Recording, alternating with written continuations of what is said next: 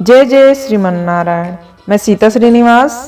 आज मैं आप सबको बताऊंगी रामनवमी क्या है, रामनवमी कब मनाई जाएगी, रामनवमी का महत्व क्या है, रामनवमी के दिन श्री राम की पूजा कैसे करें, रामनवमी के दिन हवन कैसे करें।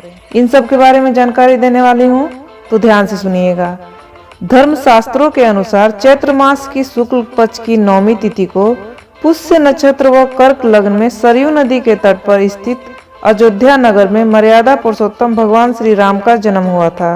इसलिए इस दिन को रामनवमी के नाम से पुकारा जाता है। श्री राम को भगवान विष्णु का 7वां अवतार माना जाता है। पूरे भारतवर्ष में रामनवमी के दिन भगवान श्री राम का जन्मोत्सव बहुत ही धूमधाम से मनाया जाता है। रामनवमी के दिन सरयू नदी पर स्नान करने से शुभ फल की प्राप्ति होती है। अब मैं आपको बताऊंगी रामनवमी कब मनाई जाएगी। इस वर्ष 2023 में रामनवमी का पुण्य पर्व 30 मार्च 2023 गुरुवार के दिन मनाया जाएगा। अब मैं आपको बताती हूँ रामनवमी का महत्व। धर्मशास्त्रों के अनुसार चैत्र नवरात्रि की नवमी के दिन भगवान श्री राम ने धरती पर अवतार लिया था।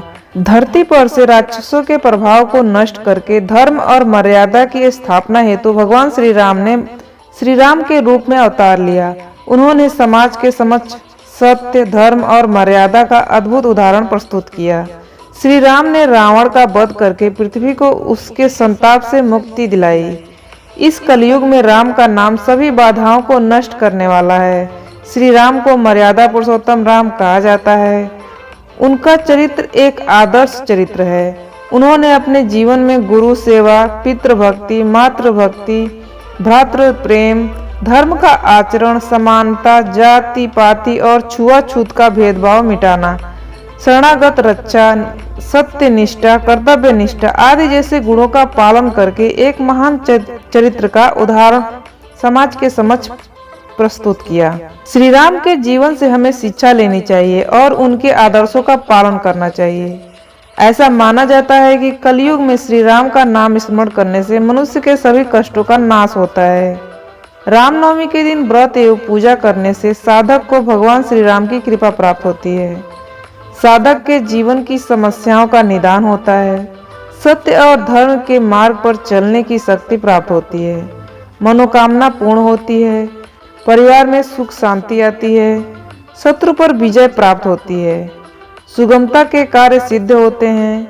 कार्यों में आने वाली बाधाएं समाप्त होती हैं। मनुष्य जीवन के सुखों को भोग कर अंत में मोक्ष को प्राप्त होता है।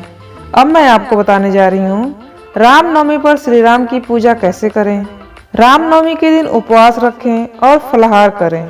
यदि संभव ना हो तो एक समय भोजन कर लें। भगवान श्री राम की विधि विधान और श्रद्धा भक्ति पूर्वक पूजा करें। पूजा की विधि इस प्रकार है। रामनवमी के दिन प्रातःकाल स्नान आदि नित्य क्रिया से निवृत्त होकर स्वच्छ वस्त्र धारण करें। पूजा स्थान पर एक चौकी पर लाल या पीला वस्त्र बिछाकर उस पर भगवान श्री राम, माता सीता व लक्ष्मण जी की मूर्तियां स्थापित करें। यदि मूर्ति ना हो तो राम दरबार की तस्वीर स्थापित करें। एक मुट्ठी चावल रखकर उस पर एक कलश स्थापित करें। दीपक प्रज्वलित करें। सर्वप्रथम भगवान गणेश का ध्यान करें और उनकी मूर्ति पर जल के छींटे लगाकर रोली, मूली और चावल चढ़ाएं। पुष्प अर्पित करें। इस मंत्र का जाप करते हुए भगवान श्री राम की पूजा करें। श्री रामचंद्राय नमः पादौ पूजयामि। ओम श्री जानकी वल्लभम। ओम श्री रामचंद्राय नमः सर्वांग गाड़ी पूजयामि। तत्पश्चात भगवान श्री राम का ध्यान करते हुए उनकी मूर्ति का पंचामृत से अभिषेक करें। जल, रोली, मूली और चावल चढ़ाएं। फल पुष्प चढ़ाएं। इसके बाद भगवान श्री राम के आगे एक मुट्ठी भरकर चावल चढ़ाएं। भगवान को भोग अर्पित करें। दक्षिणा चढ़ाएं। फिर भगवान श्री राम चालीसा या राम रक्षा स्तोत्र का पाठ करें। भगवान राम की आरती करें। तत्पश्चात ओम नमो भगवते रामचंद्राय मंत्र का 108 बार जाप करें। पूजा होने के बाद अपनी श्रद्धा अनुसार दान पुण्य भी अवश्य करनी चाहिए। रामनवमी का व्रत सूर्योदय से आरंभ होकर अगले दिन सूर्योदय तक रहता है। इसलिए अगले दिन सूर्योदय के बाद ही भोजन ग्रहण करें।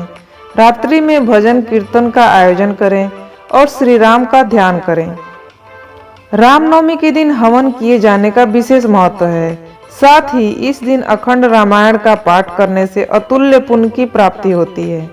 चैत्र नवरात्रि में 9 दिनों तक रामायण पाठ करने की भी परंपरा है।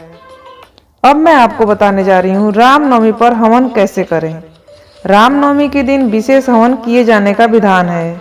इस हवन के लिए किसी योग्य पंडित को बुलाएं।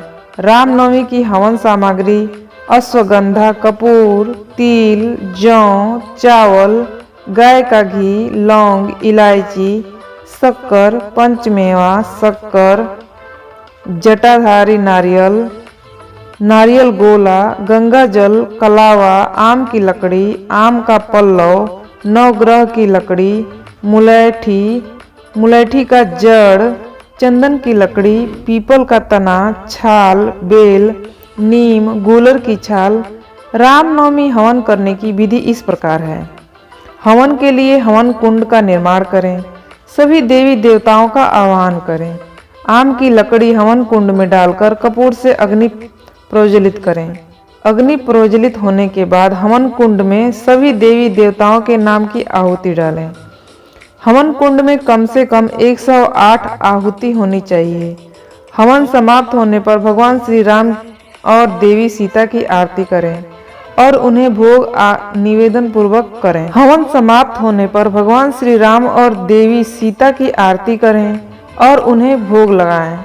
रामनवमी के दिन अंतिम नवरात्रि भी होती है, इसलिए इस दिन कन्या पूजन भी किया जाता है। हवन समाप्ति के पश्चात कन्या पूजन करें। रामनवमी के दिन पूरे देश भर में भगवान श्री राम के मंदिरों में विभिन्न आयोजन किए जाते हैं। उनका अभिषेक किया जाता है, मंदिरों को सजाया जाता है, सुंदर सुंदर झांकियां सजाई जाती हैं। भगवान श्री राम के जन्म स्थान अयोध्या में दूर दूर से राम भक्त आते हैं। साधु सन्यासी आते हैं। यहाँ मेले का आयोजन किया जाता है। भगवान श्री राम के जन्मोत्सव को सभी राम भक्त पूरे हर्ष और उल्लास के साथ मनाते हैं। ये जानकारी आपको कैसी लगी? इस तरह की जानकारियाँ पाने के लिए आप इस चैनल को सब्सक्राइब कर दीजिएगा। आपका दिन शुभ हो, आपका दिन मंगलमय हो। इसी आशा और विश्वास के साथ इस वीडियो को समाप्त करती हूँ। जय जय श्रीमन नारायण।